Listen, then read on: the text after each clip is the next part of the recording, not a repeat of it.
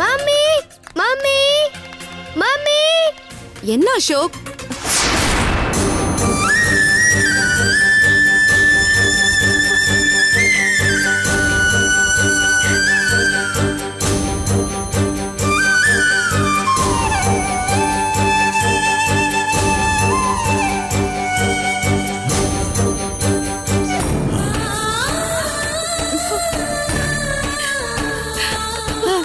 அம்மா பாட்டி ஏன் இப்படி பண்ண? ஏன் இப்படி பண்ண? சொல்லுடி, ஏன் இப்படி பாட்டி பண்ண? அம்மா விடுங்க.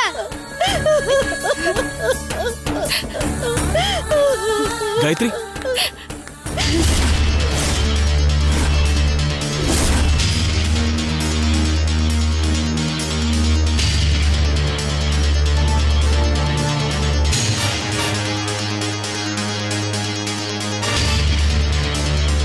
தம்பி நீங்களா?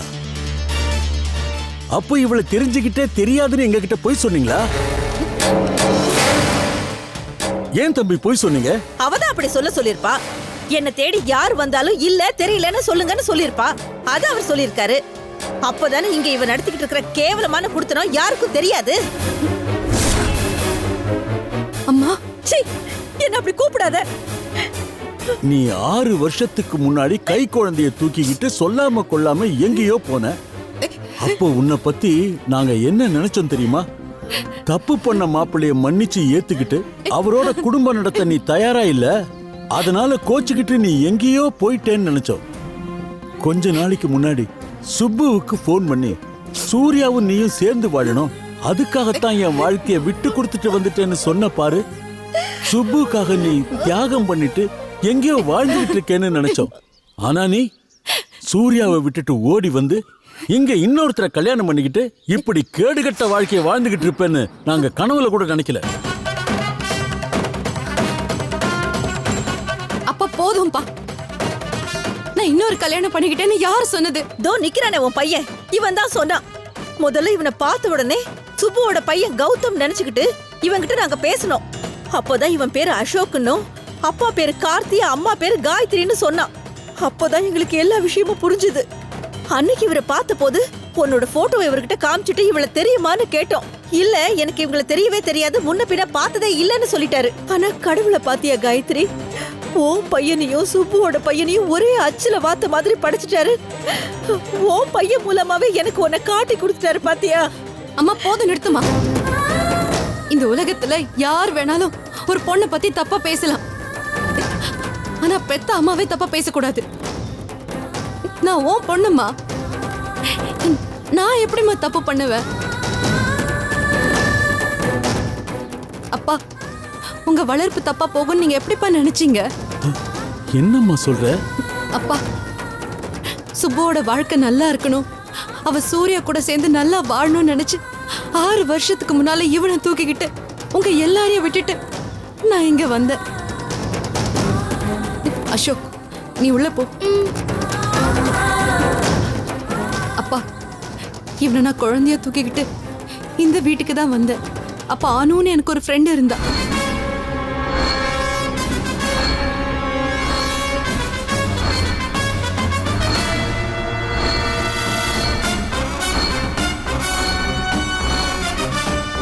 என்ன நம்புங்கப்பா, நான் எந்த தப்புமே பண்ணல. அனுவோட வார்த்தைக்காக தான் நான் இத்தனை வருஷமா இங்கே இருக்கேன். மத்தபடி நீங்க நினைக்கிற மாதிரி நான் எந்த தப்புமே பண்ணல. என்ன நம்புங்கப்பா, ப்ளீஸ் என்ன நம்புங்க.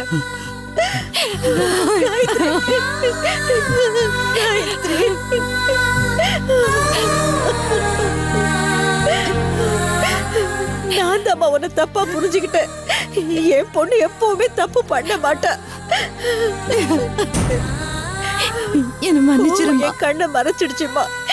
நீதான் என்ன மன்னிக்கணும். அழாத காயத்ரி, அழாதம்மா. உன்னை எப்படியாவது தேடி கண்டுபிடிக்கணும்னு தான் நாங்க இந்த ஊருக்கு வந்து படாத பாடுபட்டோம். ஆனா அசோக் உன்னை பத்தி சொன்னதும் நாங்க தப்பா நினைச்சிட்டோம். குழந்தை பேச்ச நம்பினது தப்புதாம்மா. அம்மா மன்னிச்சிடுமா. இல்லப்பா, பரவாயில்ல, அதெல்லாம் ஒண்ணும் இல்ல, விடுங்க. சரிம்மா, நீ கிளம்பு, நாம சென்னைக்கு போலாம்.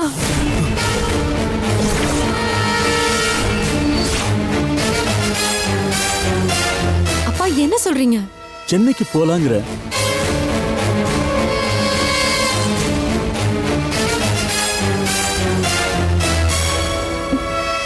இல்லப்பா, சுப்பு சூர்யாவுக்கு இடைஞ்சலா நான் அங்க வரதுக்கு தயாரா இல்ல. அவங்க 2 பேரையும் நாங்களே ஒதுக்கி வச்சிட்டோம். இனிமே அவங்களுக்கு நமக்கு எந்த சம்பந்தமும் இல்லம்மா. நீ நம்ம வீட்டுக்கு வாமா. நீ சூர்யாவுக்கு பொண்டாட்டியே வர வேண்டாம். எங்களுக்கு பொண்ணா வந்து நம்ம வீட்ல இரு. எப்படிம்மா? எப்படி நான் பூஜா விட்டுட்டு அங்க வருவேன்? அதுவும் கார்த்திக்கு பழசெல்லாம் மறந்துட்டு இருக்கிறப்போ இவங்கள அம்போன்னு விட்டுட்டு வர்றது எனக்கு கொஞ்சம் கூட சரியா படலாமா? இவருக்கு பழசெல்லாம் மறந்து போச்சா? ஆமாப்பா, தலையில அடிபட்டு பழசெல்லாம் மறந்து போயிடுச்சு.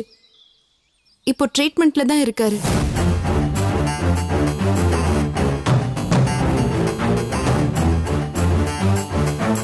சரிம்மா, நீ சொல்றதும் சரிதான். இவரையும் இவர் பொண்ணையும் இந்த சூழ்நிலையில நீ அம்போன்னு விட்டுட்டு வர்றது தப்புதான். அதனால அவர் குணமாகற வரைக்கும் நாங்களும் இங்கேயே இருக்கிறோம்.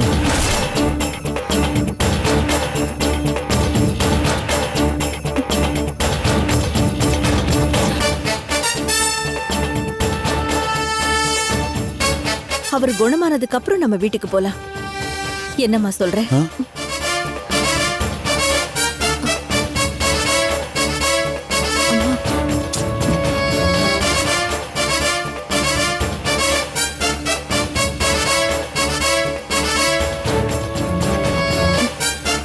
சரிம்மா, உள்ள வாங்க.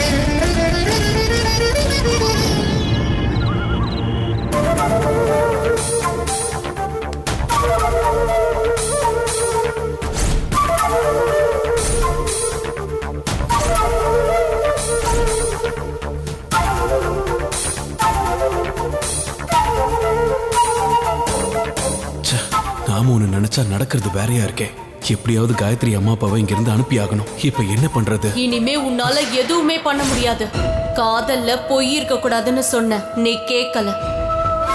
காயத்ரிய குறுக்கு வழியில அடையணும்னு நினைச்ச. ஆனா கடவுள் எவ்வளோ அழகா காயத்ரியோட அப்பா அம்மாவை இங்க வர வச்சு உன்கிட்ட இருந்து அவளை பிரிக்க போறாங்க பாத்தியா? இல்ல, காயத்ரி என்கிட்ட இருந்து யாராலையும் பிரிக்க முடியாது. நீ இன்னும் ரொம்ப கஷ்டப்பட போற கார்த்தே. பொறுத்திருந்து பார்.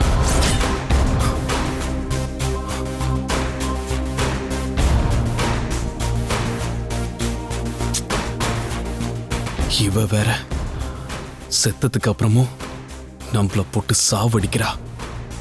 நான் என்ன பிளான் பண்ணாலும் அது சுத்தி சுத்தி என்னையே டார்கெட் பண்ணுது. ச்சே.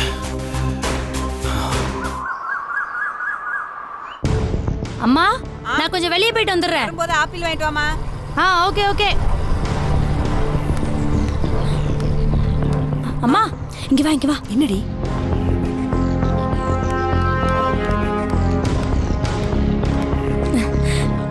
வாங்கம்மா. வாங்க அத்தை, உட்காருங்க. வாங்க உட்காருங்க. என்ன சாப்பிடுறீங்க? Coffee, tea? இல்ல வேணாம். உங்களுக்கு வேண்டாம்னா பரவாயில்ல. அத்தை ஏதாவது சாப்பிடுவாங்கல்ல, நான் போய் கொண்டு வந்துடுறேன். ஜெயா, உங்ககிட்ட கொஞ்சம் பேசணும், உட்காரு. இருங்க அத்தை, காஃபி கொண்டு வந்துடுறேன். வேண்டான்னு சொல்றல, உங்ககிட்ட பேசணும், உட்காரு.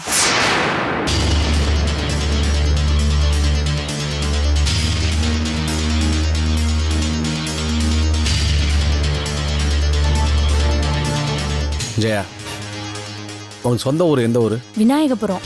அந்த ஊர் தானே? சொல்லு ஜெயா, உங்ககிட்ட தான் கேட்டுட்டு இருக்கேன். ஆமாங்க, எங்க ஊர் அதான். இப்ப எதுக்கு அதை பத்தி கேக்குறீங்க? நீங்க அந்த ஊரு பூரா கடன் வாங்கிட்டு சொல்லாம கொள்ளாம ராத்திரியோட ராத்திரியா ஓடி வந்தீங்கல்ல, அந்த வீர தீர பராக்கிரமம் எல்லாம் எங்களுக்கு இப்பதான் தெரிய வந்துச்சு. அதனாலதான் கேட்க வந்தோம்.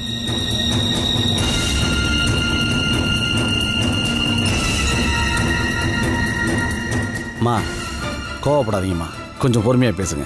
இதுக்கு மேல பொறுமையா பேசுறதுக்கு என்னடா இருக்கு? இந்த குடும்ப லட்சணம் தெரிஞ்சதுக்கு அப்புறம் நாக்க புடுங்கிட்டு செத்துடலாம் போல தோணுச்சு. ஏமா, ஏன் இதெல்லாம் எங்க கிட்ட சொல்லாம மறைச்சிங்க? இல்ல சம்பந்தியம்மா, அது அத்தை, நான் எல்லாத்தையுமே விளக்கமா சொல்றேன். நீங்க கொஞ்சம் நிதானமா கேப்பீங்களா? இன்னும் கேக்குறதுக்கு என்ன இருக்கு? எங்க குடும்பத்துக்கு இது வரைக்கும் இந்த மாதிரி ஒரு அவமானம் வந்ததே இல்ல. இப்ப பயமா இருக்கு. அத்தை, நான் சொல்றத கொஞ்சம் கேளுங்க அத்தை. ஏங்க, நீங்களாவது கொஞ்சம் கேளுங்களேன் ப்ளீஸ். உங்க ஊர்ல கடனை வாங்கிட்டு ஊரை விட்டு ஓடி வந்தது உண்மையா இல்லையா?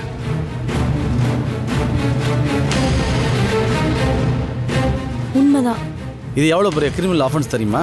இல்ல ஜெயா, நான் இதை எதிர்பார்க்கவே இல்லை. நான் அவன் மேல ரொம்ப நம்பிக்கை வச்சிருந்தேன்.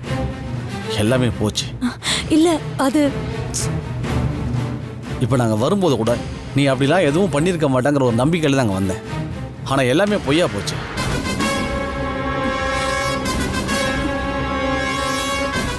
நீங்கள் ஏழையாக இருப்பீங்கன்னு எனக்கு தெரியுமா? ஆனால் அப்படி ஏமாத்துக்காரங்களா இருப்பீங்க சத்தியமாக நினச்சி கூட பார்க்கல. நான் ஒரு நேர்மையான போலீஸ்காரன். தப்பு பண்ணிட்டோம்னா எனக்கு மனசு உறுத்துது. என்னை நான் எப்படி சமாதானப்படுத்திக்க போகிறேன்னே தெரியல. வாங்கம்மா போகலாம். அத்தை,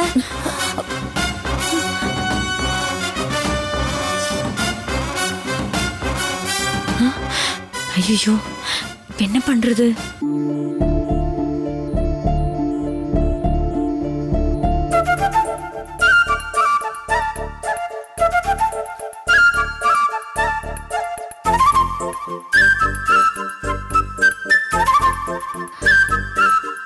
ஏன்பா இப்படி உட்காருப்பா. என்னம்மா மாத்திரலாம் போட்டியா? எனக்கு எதுக்கடா இதுக்கப்புறம் மாத்திரை மருந்தெல்லாம்? என்னம்மா இப்படி சொல்ற? உன் உடம்பு வீக்கா இருக்கிறதுனால தானே டாக்டர் மாத்திரை கண்டினியூ பண்ண சொன்னாரு. ஆமா, டாக்டர் படிச்ச படிப்புக்கு அவர் இப்படிதான் எதையாவது கொடுத்துக்கிட்டே இருப்பாரு. என்னம்மா சொல்ற? மாத்திரை மருந்தெல்லாம் என்னை குணப்படுத்தவே முடியாது. ஏம்மா? ஆமாப்பா, நீ சந்தோஷமா வாழறத என் கண்ணால பார்த்தேன்னு வை, நான் ஆரோக்கியமா 100 வருஷம் வரைக்கும் நல்லா இருப்பேன். நான் சந்தோஷமா தானமா இருக்கேன். எனக்கு என்ன குறைச்சல்? அது இல்லப்பா. சூர்யா, என்னடா உங்க அம்மா எதை மீன் பண்ணி பேசுறான்னு உனக்கு தெரியலையா? தெரியலப்பா. நடந்து முடிஞ்ச எல்லாத்தையும் மறந்துட்டு நீ சுப்புவோட சந்தோஷமா வாழணும்ன்றது தான்டா இவளோட ஆசை. இத பாருப்பா, இந்த 6 வருஷத்துல சுப்பு உனக்காக எவ்வளவோ பண்ணிருக்கான். அவ உனக்காக பட்ட கஷ்டத்தை எல்லாம் சொல்றதுக்கு வார்த்தையே இல்லப்பா. அவ எந்த அளவுக்கு தியாகம் பண்ணிருக்கான்னு உன்னால புரிஞ்சுக்க முடியுதா இல்லையா? புரியுதுமா. அப்புறம் என்ன உனக்கு தயக்கம்? எங்க பாரு, சுப்பு கூட சந்தோஷமா வாழ ஆரம்பி. அவளை அங்க இங்கன்னு வெளியில எங்கேயாவது கூட்டிட்டு போ. அவளுக்கும் ஆறுதலா இருக்கும், உனக்கும் மனசுக்கு ஒரு மாறுதலா இருக்கும்பா. டேய், நடந்து முடிஞ்ச விஷயத்தையே நினைச்சுக்கிட்டு இருந்தா அப்புறம் உன் வாழ்க்கையில ஒரு நிமிஷம் கூட சந்தோஷமா வாழ முடியாது. உனக்காகவே சுப்பு காத்துக்கிட்டு இருக்காடா. அவளோட சேர்ந்து சந்தோஷமா வாழ பாடுறா. அதை விட்டுட்டு கண்டதையும் மனசுல போட்டு குழப்பிக்கிட்டு உன் வாழ்க்கையை நீ ஸ்பாயில் பண்ணிக்காத. தயவு செஞ்சு நாங்க சொல்றத கொஞ்சம் புரிஞ்சுக்கோ. இதுக்கு மேல என்ன சொல்றதுன்னே தெரியல. நீ சுப்புவை எங்கேயாவது கோயில் கொண்டான்னு கூட்டிட்டு போப்பா. 2 பேரும் சந்தோஷமா சிரிச்சு பேசி ஊரை சுத்தி பார்த்துட்டு வாங்க. இந்த வீட்ல இதுக்கப்புறம் மனசால கூட யாருமே கஷ்டப்படக்கூடாது. டேய், அவளை எங்கேயாவது வெளியில கூட்டிட்டு போயிட்டு வாப்பா. மாமா காஃபி. தேங்க்ஸ்மா. காஃபி.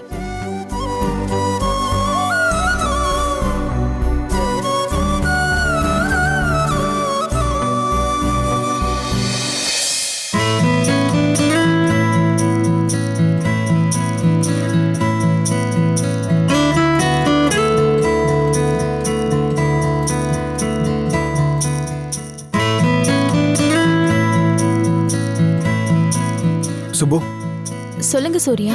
உடனே நம்ம வெளில கிளம்புறோம்.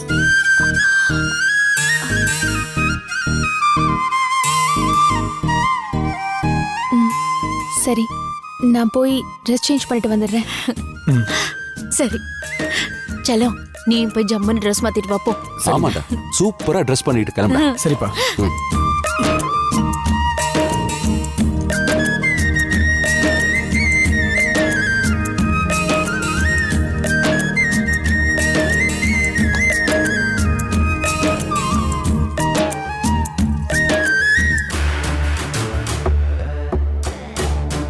என்னாச்சு? கிளம்பு சுப்பு. ஏய், உங்ககிட்ட தான் சொல்லிக்கிட்டு இருக்கேன். கிளம்பு சுப்பு. அத்தை மாமாவோட வற்புறுத்தலுக்காக தான் நீங்க உங்களை தர்ம சங்கடப்படுத்திக்கிட்டு என்னை வெளியில கூட்டிட்டு போக போறீங்கன்னு எனக்கு தெரியும். மத்தவங்களுக்காக நீங்க என்ன வெளியில கூட்டிட்டு போறதும் நான் உங்க கூட வரதும் 2 பேருக்குமே அது மரியாதையா இருக்காது. நான் வெயிட் பண்ணுவேன். நீங்க என்கிட்ட முகம் கொடுத்து ஒரு வார்த்தை கூட பேச மாட்டீங்களான்னு எதிர்பார்த்து எத்தனையோ நாள் ஏங்கியிருக்கேன். ஆனா இன்னைக்கு நீங்க என்கிட்ட இயல்பா பேசுனீங்க. இதை நான் என் பொறுமையில தான் சாதிச்சிருக்கேன். இதே மாதிரி நிச்சயமா ஒரு நாள் நீங்க மனசார கூப்பிடுவீங்க. கிளம்பு சுப்பு, 2 பேரும் வெளியில போயிட்டு வரலான்னு உங்க மனசுலேருந்து சொல்லுவீங்க. அன்னைக்கு நான் உங்க கூட வரேன் சூர்யா. இப்ப வேண்டாம். இல்ல சுப்பு. அத்தை மாமா ஏதாவது சொல்லுவாங்கன்னு பயப்படுறீங்களா? நீங்க கொஞ்ச நேரத்துக்கு இந்த ரூமை விட்டு வெளியில வராதீங்க. நான் அவங்கள சமாளிச்சுக்கிறேன். ஏய் சுப்பு, ஒரு நிமிஷம். நீ பாட்டுக்கு பேசிக்கிட்டே போனா என்ன அர்த்தம்? சூர்யா, நான் உன்னை மனசார கூப்பிடலன்னு யார் உங்ககிட்ட சொன்னது? அம்மாவும் அப்பாவும் உன்னை வெளில கூட்டு போன்னு சொன்னது உண்மைதான். ஆனா இப்ப கூட நான் தான் கூப்பிட்டேன். இது என்னோட முடிவு.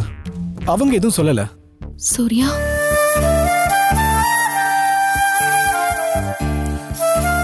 மற்றவங்களுக்காக கூப்பிடுறதும் மனசுல இருந்து கூப்பிடுறதுக்கும் நிறைய வித்தியாசம் இருக்கு. நீ ஒன்னும் சராசரி பொண்ணு கிடையாது. உன்னால இந்த வித்தியாசத்தை ஈஸியா கண்டுபிடிச்சிட முடியும். கிளம்பு சுப்பு, 2 பேரும் வெளில போயிட்டு வரலாம்.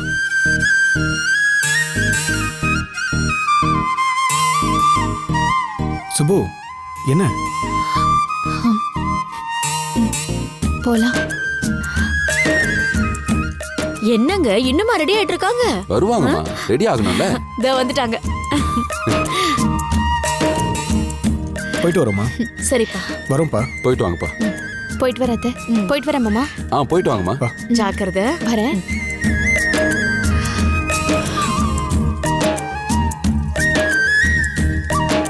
கடவுளே, என் புள்ள வாழ்க்கை இனிமேலாவது சந்தோஷமா இருக்கணும். அவனோட சந்தோஷத்துக்கு எந்த இடைஞ்சலும் வந்துடக்கூடாது. நீதான்ப்பா அவனுக்கு துணையா இருக்கணும்.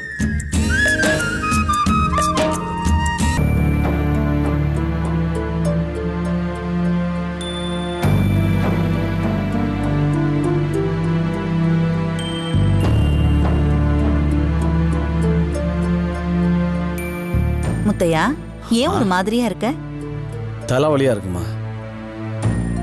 நடந்ததையே நினைச்சுக்கிட்டு இருந்தா அப்படிதான் இருக்கும். இனிமே என்ன நடக்கணுங்கிறத யோசி. அதை யோசிச்சுதாம்மா தலைவலி அதிகமாயிடுச்சு. வா. சரி, ஜெயா விஷயத்துல என்ன பண்ண போற? ஒரு முடிவும் பண்ணலம்மா. குழப்பமா இருக்கு. முத்தையா தம்பி,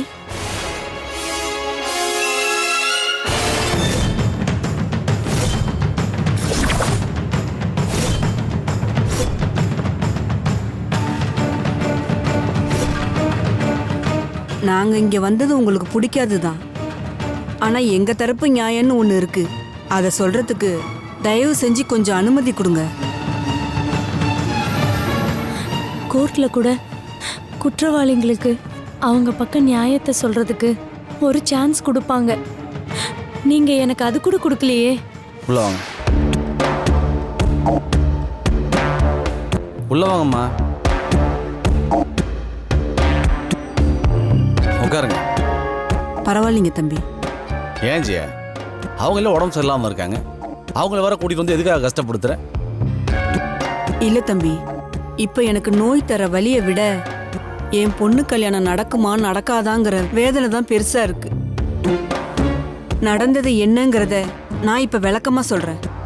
என் புருஷன் ஒரு ஊதாரி. சரியா வேலைக்கு போக மாட்டாரு. குடிப்பழக்கம் வேற.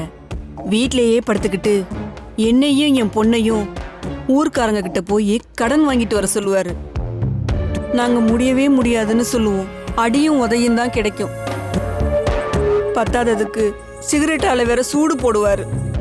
அதை தாங்க முடியாம நானும் ஜெயாவும் கையேந்தாத குறையா ஊர்க்காரங்க கிட்ட போய் கை நீட்டி கடன் கேட்போம்.